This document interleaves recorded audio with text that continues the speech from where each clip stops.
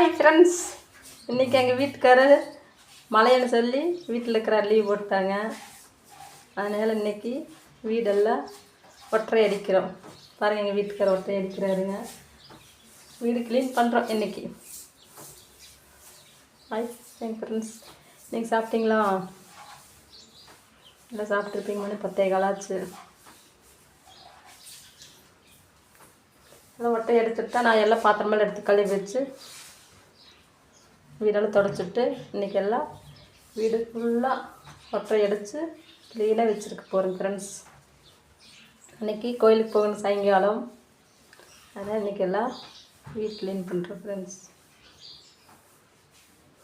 பாருங்கள்,